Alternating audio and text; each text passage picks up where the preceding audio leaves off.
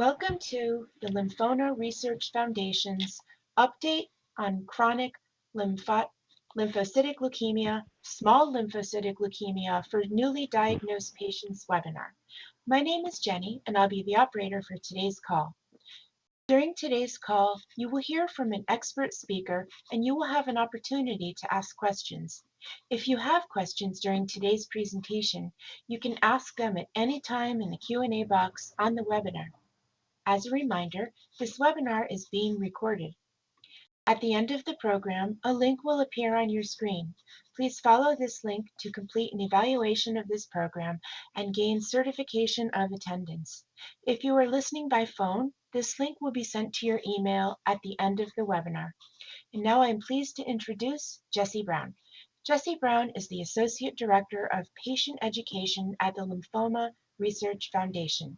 Welcome, Jessie. Thank you, and thank you to each of you for taking the time to join us on today's update on chronic lymphocytic leukemia, small lymphocytic lymphoma for newly diagnosed patients webinar. We'd like to thank our sponsors of this webinar, Genentech and Pharmacyclics and AbbVie Company and Janssen Biotech. Before I turn the program over to our speaker, I want to briefly share information with you on the Lymphoma Research Foundation. Access to expert disease information is so important, and we are thrilled to be able to bring you this educational program. The Lymphoma Research Foundation is the nation's largest nonprofit dedicated exclusively to lymphoma. Our mission is to eradicate this disease through investment in the most promising lymphoma research and to serve those impacted by lymphoma through quality education and support opportunities. As we continue to make progress in advancing lymphoma research, we also want to ensure that you have access to the latest information about your disease. The Foundation provides comprehensive disease and treatment-specific resources, all of which are offered free of charge and have been reviewed by lymphoma experts. Most relevant to today's call, LRF offers a variety of lymphoma-specific resources, many of which you can access at the bottom of your screen if you're utilizing the web link, or via LRF's website at lymphoma.org if you're on the phone. The LRF helpline can answer your specific questions about lymphoma, as well as discuss relevant treatment options and clinical trials. We also offer the Lymphoma Support Network, which is a one-to-one peer support program for people with lymphoma and their caregivers. We offer a variety of publications that have been reviewed by lymphoma experts to ensure you have access to the latest lymphoma information. We have comprehensive books on understanding NHL, HL, CLL, and the transplantation process. Our mobile app, Focus on Lymphoma, is an award-winning app that provides patients and caregivers access to comprehensive content, as well as unique tools to help manage your disease. Finally, we have launched our COVID-19 Learning Center to support lymphoma patients and caregivers through this challenging time. Please visit our Learning Center for access to webinars, articles, and other resources specific to COVID-19. I really hope you'll take advantage of some of these great resources and services that LRF provides. If you have questions regarding what you heard about today, or if you need information about relevant treatment options and supportive care resources, you can reach out to the LRF through our website at lymphoma.org or by calling our helpline at 1-800-500-9976. We have a wonderful program planned for you today, and I'm honored to introduce you to Dr. Anthony Mato. Dr. Mato is a hematologic oncologist and director of the CLL program at the Memorial Sloan Kettering Cancer Center, where he also oversees numerous clinical trials on CLL. In addition, he has served as an expert speaker on numerous patient programs for LRF. Thank you so much for speaking today, Dr. Mato. I'll now turn the program over to you. Thank you so much for having me. Huge honor to be included in this program. And thanks to the audience members who have dialed in, who are interested in CLL.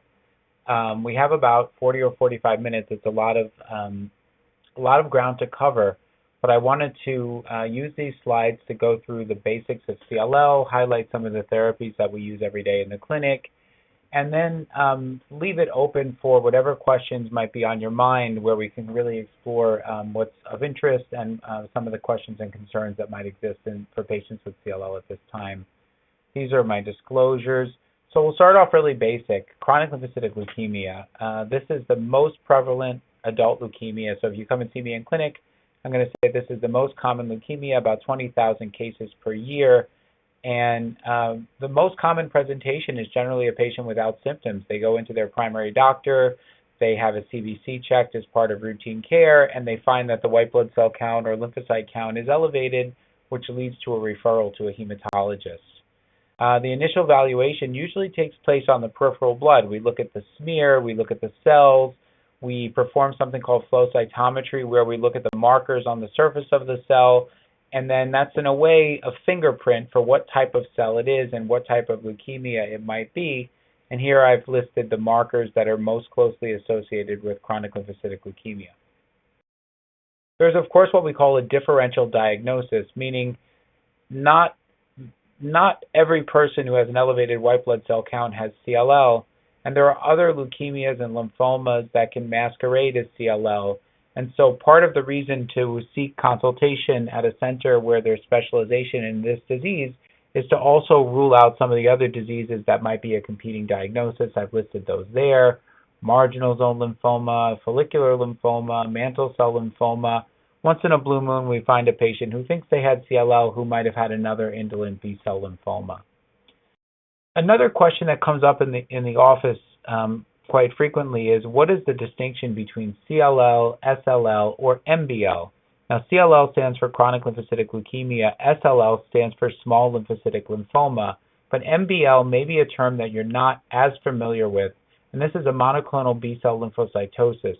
And essentially, this is a pre-CLL state where you have the abnormal cells in the blood, but not to the point where we would say that you meet the formal definition for CLL. Why is this important? Well, patients with MBL do have a risk of progressing to CLL, and we generally quote that as being about a 1 to 2% risk per year. So if you're 70 years old and you're diagnosed with MBL and you live to age 100, you have like a 30 to 45% chance of developing CLL at some point in time. Now, of course, if you have if you're thinking about the other terms that I just mentioned, CLL is the most easy to understand. The white blood cell count is very high. You have a leukemia. You meet a certain cutoff. SLL is the lymphomatous form of CLL, meaning the white blood cell count is not high enough to meet the definition of CLL, but the lymph nodes are enlarged and have those same abnormal cells.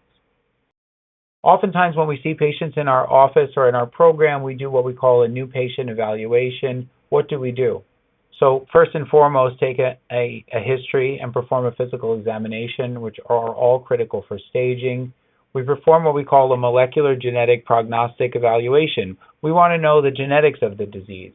That's very important in terms of understanding disease biology. It's now important in terms of helping us to decide what therapies patients should have. So we perform molecular panels to look for certain mutations like a TP53, a FISH analysis to look for big breaks in the chromosomes in the CLL cells, particularly a deletion 17p, and to rule out other diagnoses like mantle cell. We perform flow cytometry on the blood, and I want to highlight that I do see many patients who come from other centers who were mandated to have a bone marrow biopsy or a CAT scan or a PET scan. Those are sometimes important tests if there's a specific abnormal count that we're trying to evaluate, or there's an area of pain or discomfort that we can't fully assess with physical examination. But our standard of care is to not perform a bone marrow biopsy or CAT scan or PET scans on every patient with CLL the day that they're seen. How do we use the prognostic evaluation? Well, these genetic tests are often helpful to predict survival, to predict responses to chemotherapy or to targeted therapies. But I want to emphasize that most of the models that have been derived for treating CLL were based on patients receiving chemotherapy or chemoimmunotherapy, the older therapies. And we're still trying to sort out the relative prognostic importance of markers like a deletion 17p or the IGHV status in a current era where chemotherapy is largely on the wayside and we're using targeted therapies. And so this is a work in progress. We are still sorting out the relative importance, but these are still tremendously important, particularly if the physician is thinking about chemotherapy or chemoimmunotherapy to rule out their use. And so here I have survival by FISH. Here we have survival by IGHV status. And then we combine them together to come up with what we call prognostic models that allow us even further insight into survival for patients. And on this particular slide, also just highlighting that in addition to the standard FISH analysis, which generally looks at just 4 abnormalities, trisomy 12, deletion 13q, deletion 11q, and deletion 17p, we now have the ability to use something called next generation sequencing, or NGS, to take a deep dive into the CLL to look for mutations that are not obvious on the standard chromosome analyses. And at our center, we use a panel called Impact Heme, which allows us to look at over 400 different mutations that are relevant for patients with hematologic malignancies to try to weigh their prognostic significance. And they do help us to understand which therapies are best for patients. And they also help us to understand resistance patterns to targeted therapies like BTK inhibitors, for example. I also wanted to talk a little bit about infections in CLL. I'm sure some may have questions about COVID-19, but even before this pandemic, infections were the most common cause of morbidity and mortality in patients with CLL. It is a disease of immunodeficiency, and so one of the most important things we can do when we see a patient is to make sure we implement preventive strategies so that they don't get infections. And those include vaccinations against pneumococcal, Prevnar 13, influenza vaccine every year, the Shingrix vaccine for shingles. We'll talk about the COVID-19 vaccine in questions if people have questions about that. I can't promise I'll have the answers. We generally tell patients no live virus vaccines for patients. And then if you're on therapy for CLL, antibiotic prophylaxis, antiviral prophylaxis, and if antibody levels are low, we use intravenous immunoglobulin. We actually just opened a trial at our center, if anybody's interested, looking at the use of IVIG for patients on therapy as primary prevention of infections. Other complications related to CLL include secondary cancers. We see a high rate of skin cancers, for example. And then if you've had prior chemotherapy for the disease, there may be a risk to damaging the bone marrow and developing secondary cancers like leukemia or something called myelodysplastic syndrome. We can't do a talk on CLL without mentioning Richter's transformation. This is a dreaded complication of this disease. Fortunately, it only happens in about 5% of patients. This is where CLL can transform to a more aggressive lymphoma, generally what we call DLBCL or diffuse large B-cell lymphoma or a Hodgkin lymphoma. This is a tough complication of CLL, which we can do a separate talk sometime in the future, but it's generally tough to treat and there's no standard of care. As mentioned, the immune system can be dysfunctional in CLL, and you can develop cytopenias like a low hemoglobin or a low platelet count directly related to immune destruction. These are still relatively rare events, and we have an approach for how to manage these, which I won't focus on in the context of this talk, but sometimes we treat the CLL, and other times we need to address the immune system as a separate problem. Well, let's talk a little bit about criteria for initiating therapy. You know, if I were a specialist in AML, another type of leukemia, every patient that walked in the door would warrant therapy almost immediately. CLL is different. This is a chronic leukemia where the majority of patients are asymptomatic at the time of diagnosis. A third of patients are never treated, and 2/3 of patients are treated somewhere along the way, about a third immediately and about a third sometime into the future. So we're dealing with a disease where there is an art in terms of deciding when to initiate therapy, and it's not for everyone. The IWCLL is an organization called the International Workshop on CLL, and they put together these criteria as a general guidance for when somebody should be treated. In general, we think about big bulky lymph nodes or spleen causing symptoms, low hemoglobin or platelet count that are causing symptoms, need for transfusions, what we call the B symptoms like soaking night sweats that are persistent or fevers that are persistent, poorly controlled autoimmune complications. But the one thing I'll mention, if you get nothing else from this conversation, is that the white blood cell count by itself, the lymphocyte count by itself, these are not indications for treating CLL. And some people come to see me and they say, my doctor said the cutoff is this for the white count or the lymphocyte count. That's just not true. The same is also true for the doubling time.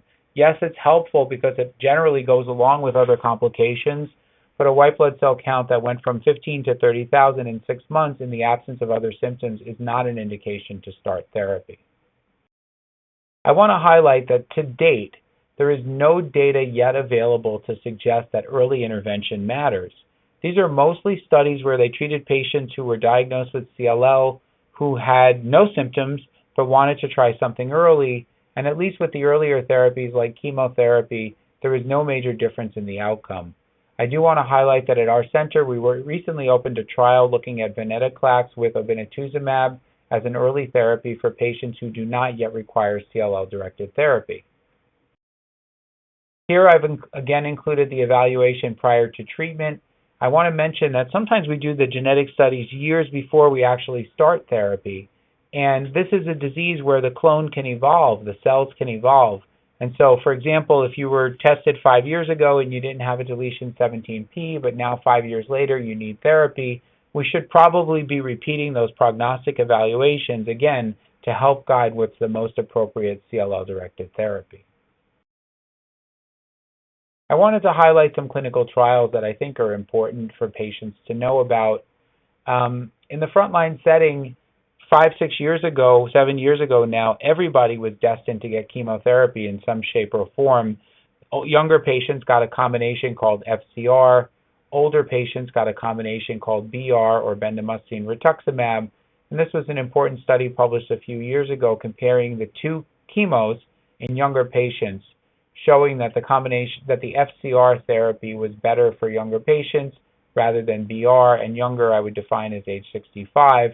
But the other thing that we learned from this study is that and other studies, is a small subset of patients who are mutated for IGHV, that's one of those prognostic markers that I mentioned earlier, who get FCR, might actually be cured with long-term follow-up. So while that's the minority of patients, that really speaks to the importance of performing these prognostic evaluations and to think about chemotherapy for a small number of patients who might actually benefit.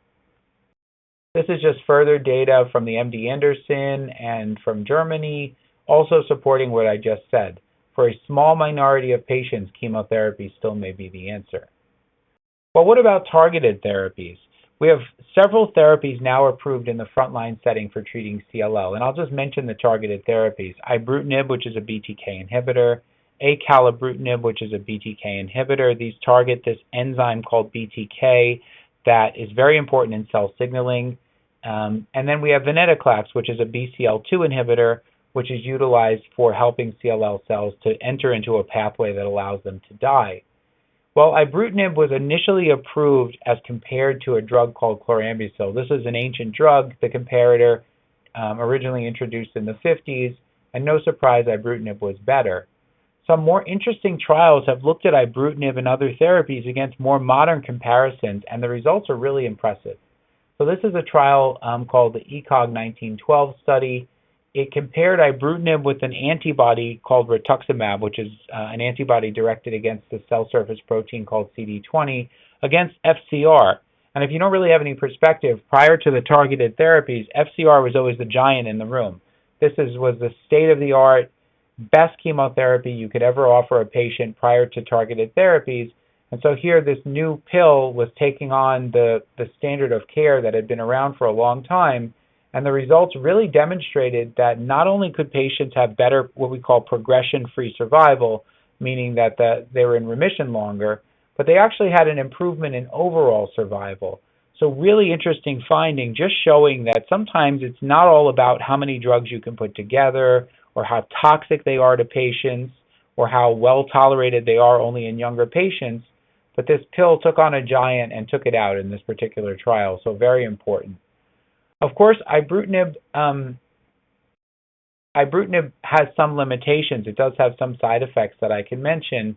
And one of the things I wanted to highlight was that it's a continuous therapy. So you take it until it stops working. So that's one thing to think about.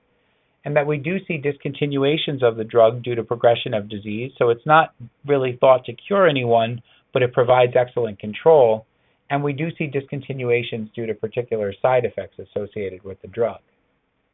The other thing I wanted to highlight about ibrutinib and also contrast to chemotherapy was that you haven't really heard me mention the use of chemotherapy in patients with poor risk disease like a deletion 17p or a p53 mutation. Chemotherapy never worked well in those patients. They had short remission durations, they tended to transform. It was really not a risk-benefit ratio that we would be proud of.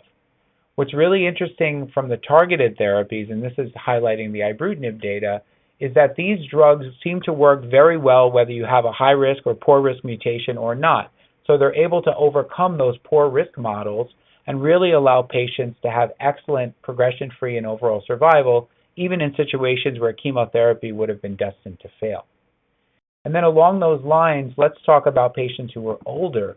So you can say, well, ibrutinib worked well in the younger patients. They could tolerate it when you compared it to FCR.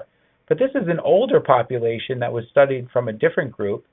And here they compared ibrutinib with or without rituximab to bendamustine rituximab, or BR, which is a standard therapy that was used for years and years and is used to this day. And the results were interesting from this trial. The ibrutinib therapy was just better in terms of progression-free survival. Patients had superior outcomes. And this is another important data point where these novel agents, these newer therapies, are compared to modern controls and were shown to be just better in terms of what we consider the primary endpoint.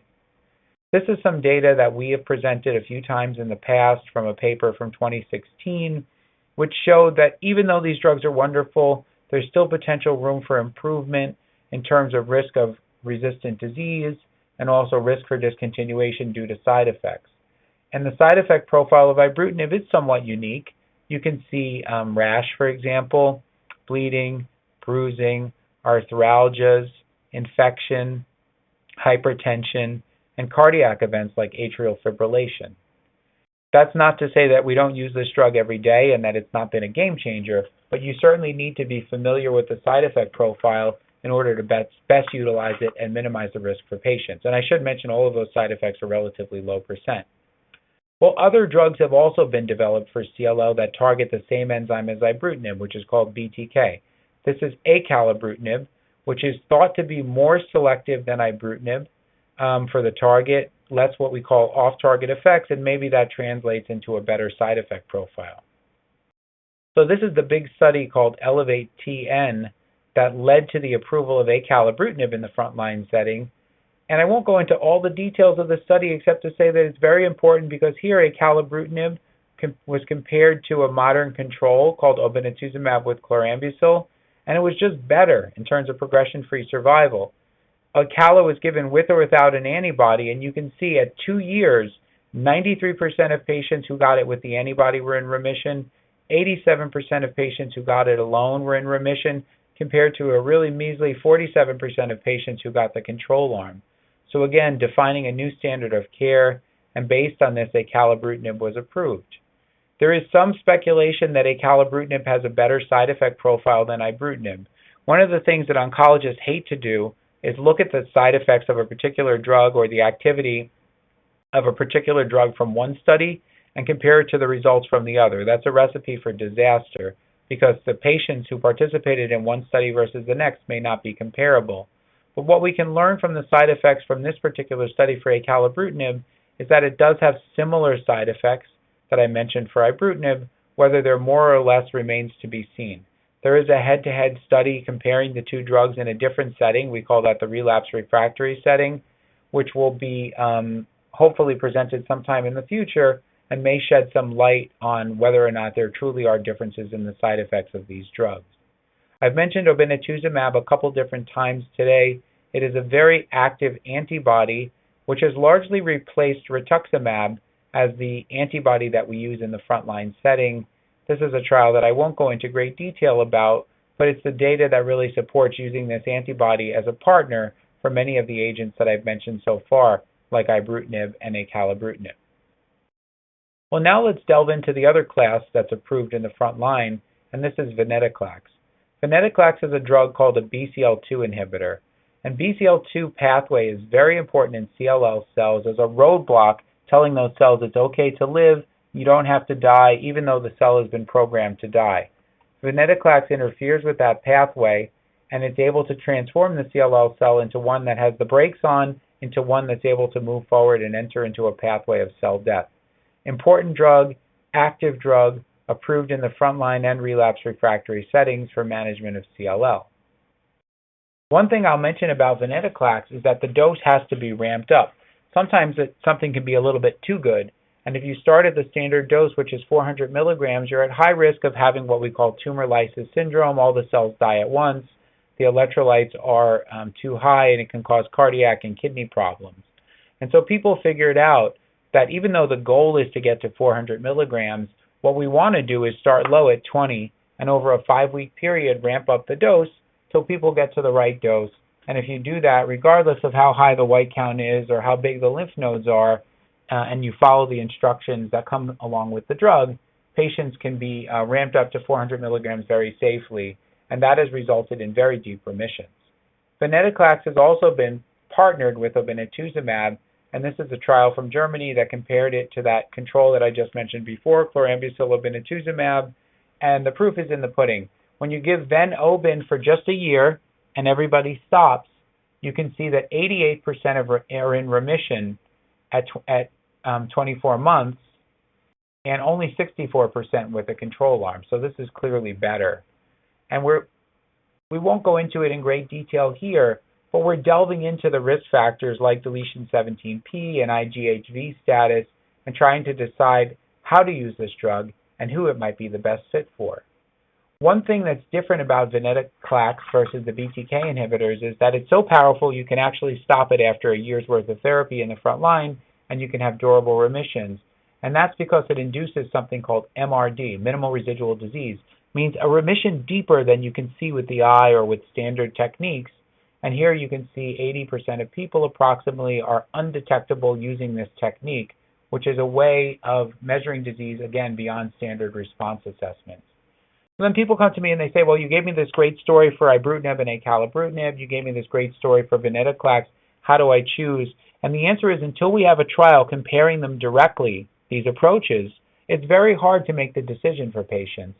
And it's often a risk-benefit analysis of the convenience of maybe a BTK inhibitor where you're not going through a ramp-up and longer follow-up data and more relevant comparisons to the venetoclax where you get a year worth of therapy and you stop, and the other advantages that are listed on this slide.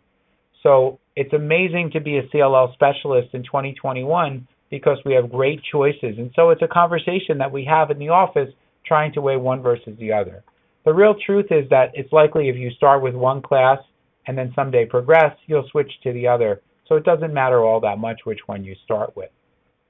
Well, what is relapsed refractory CLL? This is a group of patients who've been treated with something in an earlier line of therapy, first-line therapy, and then progress.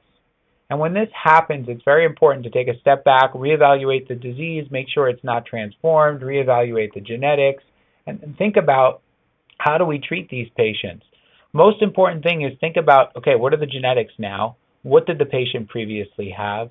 Why did they discontinue that therapy? And what options are available? And then most importantly, what does the current literature say? Because it's an evolving field, and every single day I wake up, I get an email about all the new papers published in CLL, and I can tell you, every single day there's a dozen papers that are interesting, so the field is evolving very rapidly. This is data looking at ibrutinib in the relapsed refractory setting, a very impressive drug which was originally studied in that setting. And we won't go through this slide, but the take home is that regardless of the genetics of the disease, even the poor risk, ibrutinib was active. It led to long-lasting remissions, even in patients who had 3 or 4 or 5 prior therapies.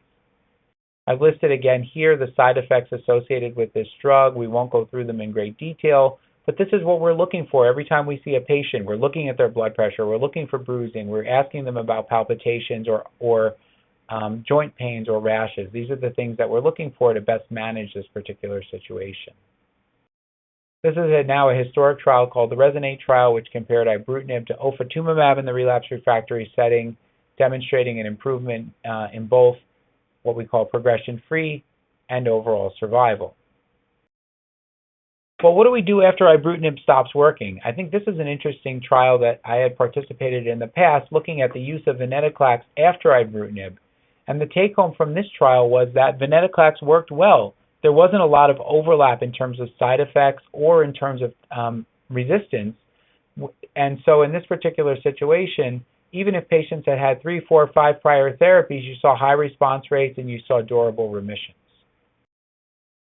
Well, I want to talk about use of venetoclax in the relapsed refractory setting, and this is an important trial called the Murano trial, which combined venetoclax with the CD20 antibody rituximab for 2 years, so it's a fixed duration over 2 years, and compared it to bendamustine rituximab, which was given for 6 months. So this is chemotherapy again, And the take-home was markedly improved progression-free survival.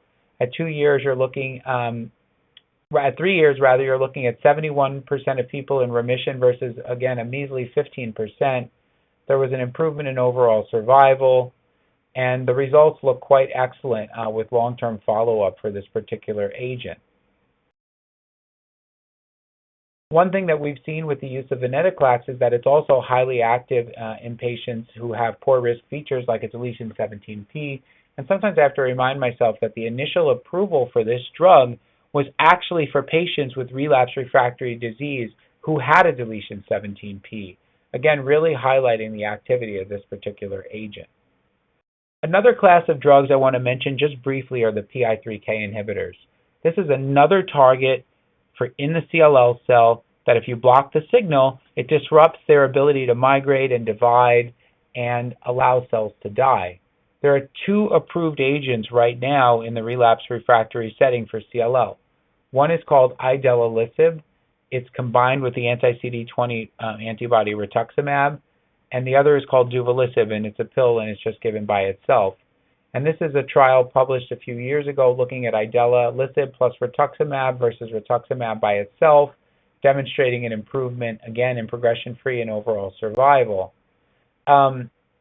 This is the data for duvelisib, comparing it to ofatumumab, the anti-CD20 antibody in the relapsed refractory setting, demonstrating an improvement in progression-free survival. Well, in my practice, I don't really use these drugs in the first line or the second line, or sometimes even in the third line, and that's because they do have significant side effects associated with them. Those include liver dysfunction, we call that transaminitis, lung damage, called pneumonitis, colon damage, called colitis, infections, called opportunistic infections. So these drugs, while active, definitely require a specialization to use them, and are largely used after you've had a drug like ibrutinib or venetoclax, and sometimes after 2 drugs like ibrutinib. Like, for example, if I had a patient who got ibrutinib and had a side effect, and then got acalabrutinib, and then progressed, and then got venetoclax with rituximab, at that point I might be thinking about using a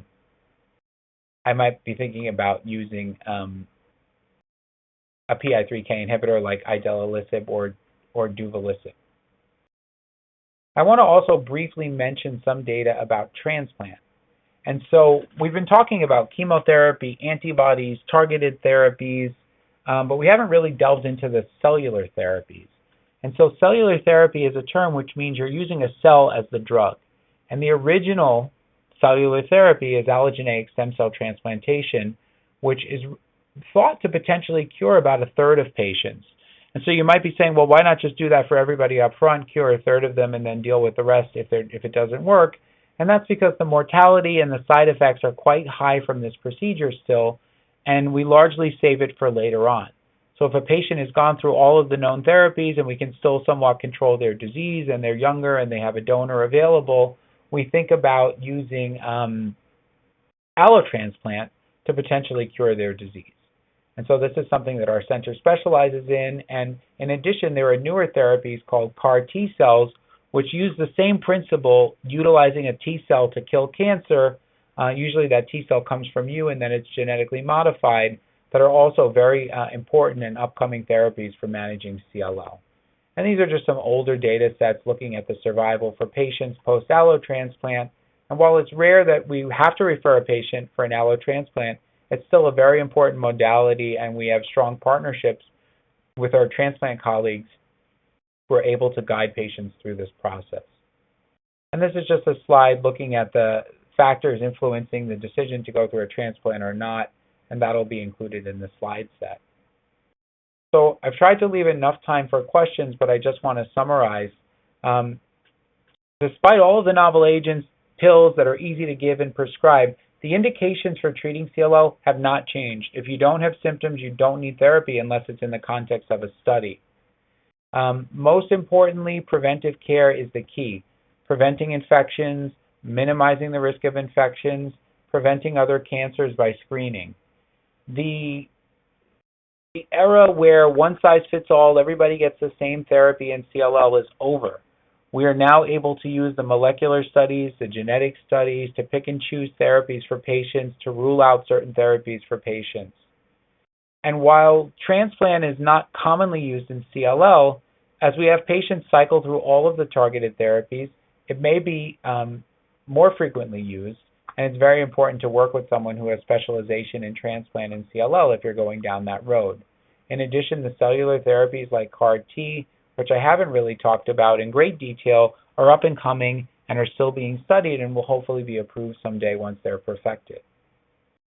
The treatment options are either, for targeted therapies, are continuous inhibitors like ibrutinib or acalabrutinib, or time-limited, and these are the new standards of care in the frontline setting. Chemotherapy is largely a relic except for a minority of patients, and when we see you, we go through your panel and try to decide, is that something we should talk about? In the relapsed refractory setting, chemotherapy is largely out at this time, and we have several targeted agents approved which are active and can really help patients to do well for a very long period of time.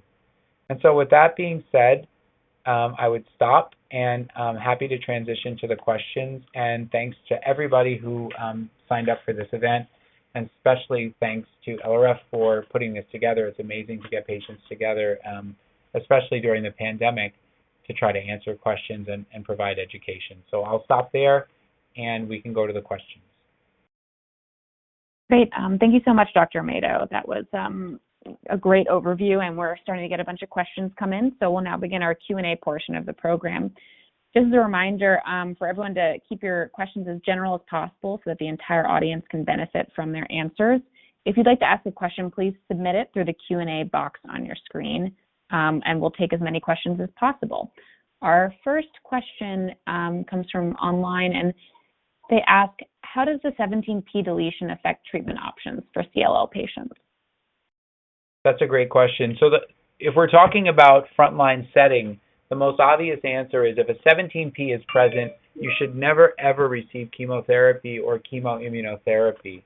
Bendamustine, fludarabine, they're not the standard of care any longer. What we're working out now is which targeted therapy might be the best fit for a patient with a deletion 17p.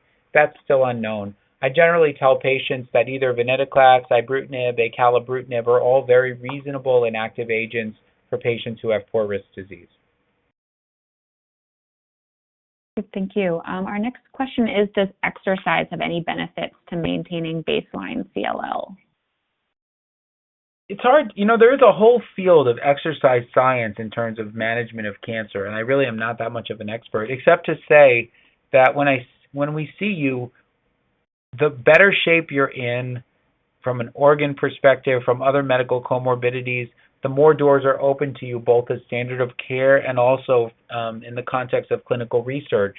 And so while I wouldn't be running marathons to treat CLL, it does benefit you to maintain a healthy lifestyle, and of course exercise is part of that. Thank you. Our next question is, if I get the COVID-19 vaccine and I'm being treated for CLL, is it going to be effective for me? That's the million-dollar question. And so just taking a step back, there's an old literature already that exists for a long time that suggests that vaccines have never been as effective in CLL patients, flu, pneumococcal, etc., shingles, as they have been in patients who do not have CLL or who are not immunocompromised. And so the short answer is that for treated patients with CLL, the vaccine may be less effective. Of course, all of the studies, the Pfizer, the Moderna, the J&J, none of them really included any CLL patients or even very many immunocompromised patients. And so we don't have prospective efficacy data. We do have a very early literature to suggest that patients with CLL are not making antibodies as effectively to the vaccine. Of course, that by itself is also a crude test because it doesn't measure other responses to vaccines like T cells, for example, which we don't really have a reliable test. So that's a long-winded answer to say that treated patients are probably not getting as much benefit out of the vaccine, but still, I'm not telling any patients because they're treated to not be vaccinated for COVID-19. Great, thank you for clarifying that. And our next question is, I've been on ibrutinib for 5 years and have only reached partial remission. Is there any reason to consider acalabrutinib or venetoclax as treatment options? So, if you look at the data for ibrutinib, even at 5 years, first of all, the drug is excellent, and it's not known or famous for inducing complete remissions. But even at 5 years, in the frontline setting, only about 20% of patients are in complete remission. So if you have a partial remission to the drug, that's kind of what we would expect as a standard response. It doesn't mean you'd have a poor outcome. I definitely would not switch from ibrutinib to acalabrutinib to induce a deeper remission. That's very unlikely to happen. Switching to venetoclax could induce a deeper remission, but it's not the standard approach because the ibrutinib can maintain a partial remission for years, as it has done for you. There are some clinical trials where we add drugs to ibrutinib to induce a deeper remission to allow patients to stop, and we have a trial like that at our center where if we have a patient who's on ibrutinib has a partial remission, we can add some drugs to it and try to induce an MRD negative remission in order to be able to stop all drugs. But that's not the standard of care. So the short answer is stay on ibrutinib if it's working for you, and I wouldn't worry so much about having a complete remission. Our next question is from online, and they ask, what are signs or symptoms that would suggest disease progression for CLL patients who are on watch and wait? Well, they're the ones that I mentioned earlier. Growing lymph nodes, symptomatic lymph nodes, growing spleen, abdominal fullness, weight loss, soaking night sweats, extreme fatigue, bleeding, bruising, need for transfusions. Those are generally the ones that suggest progression to the point where it would warrant an intervention for a watch and wait patient. And watch and wait patients, the natural history of the disease is that the white blood cell count will slowly rise over time. That by itself might cause anxiety, and I could understand why, but it's not. That by itself is not an indication for starting therapy. Next question is it unusual in your experience to see untreated CLL patients who stabilize or decrease WBC over time? Definitely not unusual to see stabilization. I do think that genetically the program oftentimes results in patients who will rise for a certain period of time and then stabilize and stay there for years and years. The decreasing over time, I do see it occasionally. That could be in response to a change in the body. Like, for example, if you had another chronic inflammatory process that was driving up the white blood cell count in general, it could drive up the CLL, and then for some reason, if that was treated successfully, you might see the CLL also improve concomitantly. Not the norm, though. Great, thank you. Our next question is, what factors are considered when deciding whether Rituxan or Gazyva is better for a patient? Well, that's a great question. There is extremely limited head-to-head comparison between the two. Certainly, I could say with absolute certainty, if you're thinking about combining it with chlorambucil, obinutuzumab is the better choice. For me, there's not a tremendous role for rituximab in combination with novel agents in the frontline setting. The ibrutinib plus rituximab data are really not compelling. The obinutuzumab data with acalabrutinib is the most compelling because we know obinutuzumab adds something to acalabrutinib in terms of progression-free survival over acalabrutinib by itself. So in the frontline setting, if I'm going to use a CD20 with either ibrutinib, acalabrutinib, or venetoclax, obinutuzumab is the obvious choice. In the relapse setting, to me, there's no role for combining a CD20 antibody with a BTK inhibitor. The Murano data specifically looked at rituximab. We don't have any real data for obinutuzumab with venetoclax in the relapse setting, so that's not really an option. So those are kind of most of the time it turns out it's going to be obin, but except for venetoclax in the relapse setting where it turns out to be rituximab. If you take blood thinner, can you still take the drugs you mentioned in your presentation today, and does it exclude you from any treatment? Well, I'll start out with venetoclax because there's no major concern with taking a blood thinner with venetoclax. Ibrutinib and acalabrutinib do increase the bleeding risk. We try to avoid, well, I don't say we try, we absolutely avoid the use of warfarin with those drugs. Other blood thinners or antiplatelet agents are generally safe, might increase the bleeding risk a little bit, but it's something that we monitor and that we feel comfortable with. Is an excisional biopsy of enlarged abdominal porticalval lymph nodes always necessary to confirm a fine needle aspiration biopsy flow? Good question. There's different levels of lymph node biopsy. FNA, fine needle aspiration, is generally not helpful in CLL. That's really where you're just getting some cells, you're squirting them in a test tube, and you're studying them without having the knowledge of what the architecture of the lymph node looks like. The other two levels of biopsy include what we call a core needle biopsy, which is also a needle biopsy, but there you get a little bit of the lymph node, normal lymph node around the targeted area, and it gives you some context. And then what you're talking about is an excisional lymph node biopsy where a surgeon cuts the whole thing out or cuts a piece of it out. Excisional lymph node biopsies are not always mandatory. If you have a good core needle biopsy or several core needle biopsy, they can be helpful enough. Of course, excisional biopsies are the gold standard because you look at the entire lymph node and you may see something there that wouldn't have been obvious to a core needle biopsy. So general rule is I don't perform FNAs. Sometimes we get core needle biopsies. Sometimes we need a confirmatory or a better look with an excisional biopsy.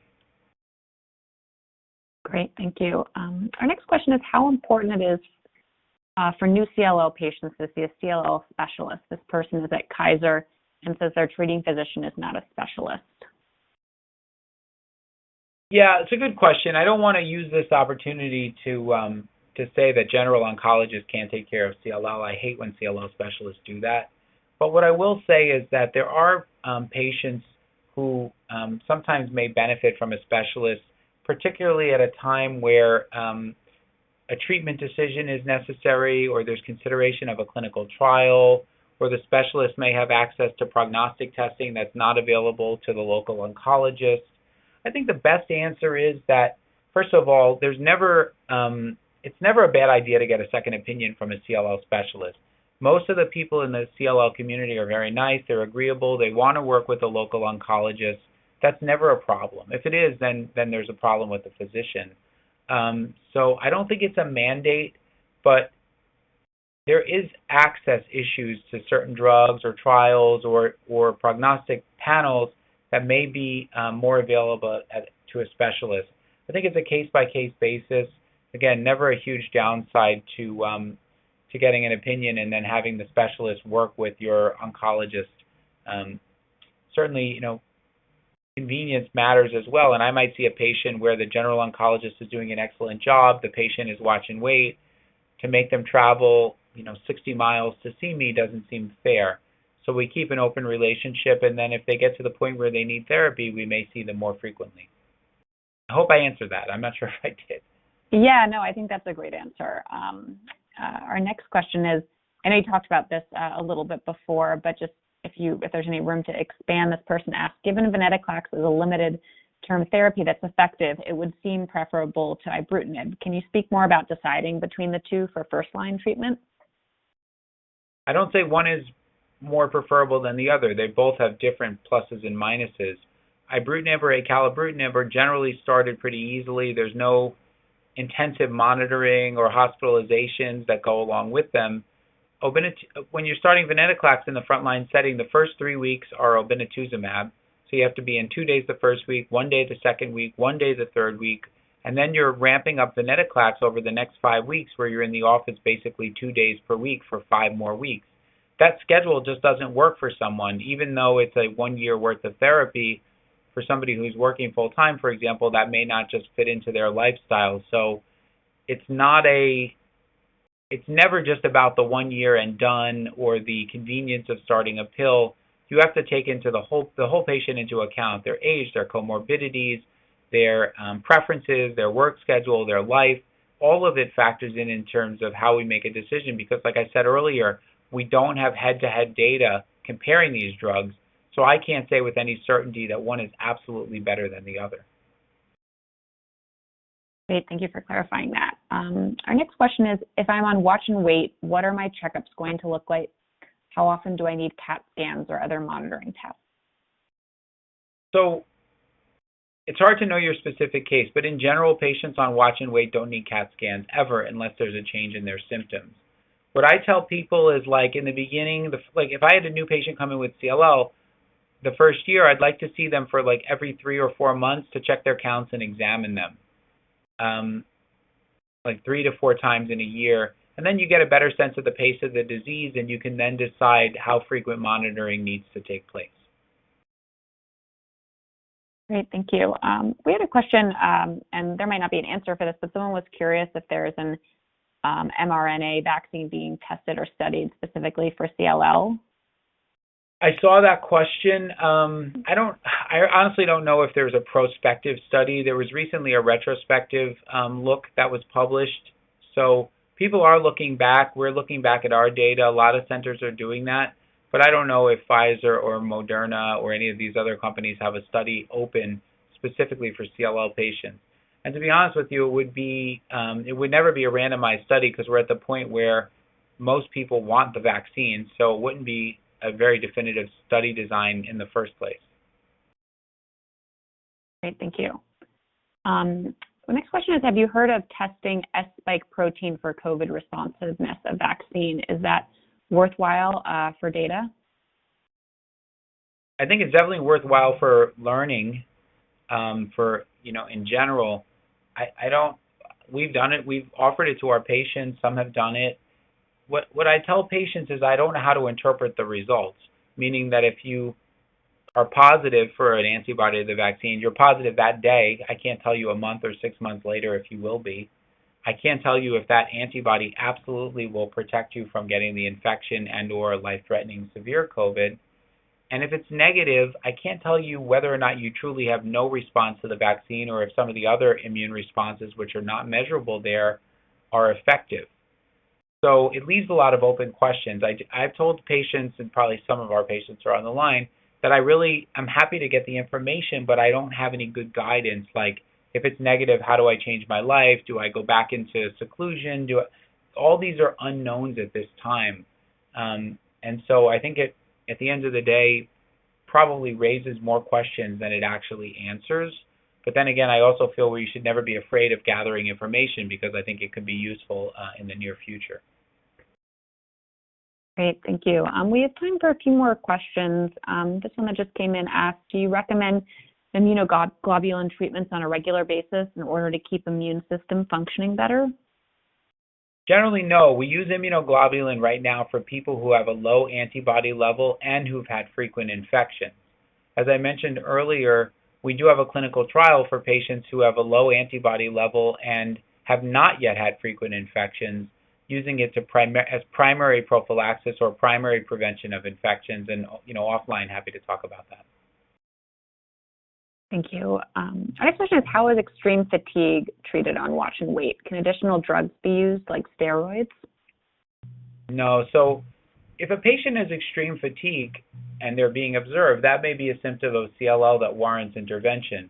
I think the best advice I could give is to work with somebody who has knowledge of internal medicine to rule out other causes of extreme fatigue: Epstein-Barr virus, thyroid dysfunction, insomnia, obstructive sleep apnea, just to name a few.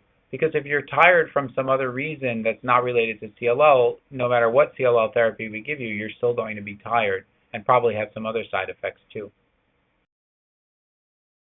This person asks, and I know it might be a common question, but what factors may predispose someone to CLL or having CLL if there's no family history?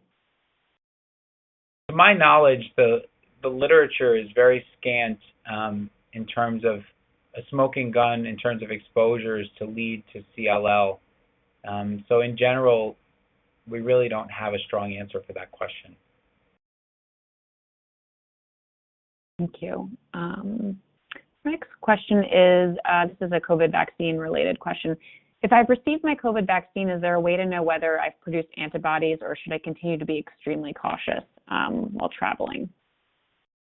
The answer is both. There is a way to know. You would have to have a spike antibody test performed. And whether you have CLL or not, I think everybody should still be somewhat cautious while traveling or interacting with others.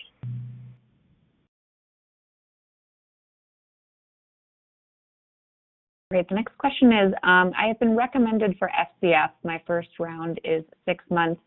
And this person is wondering how they can start discussion with their doctor about exploring other options and if there are other treatments available. I think the way you phrased it in your question is perfect.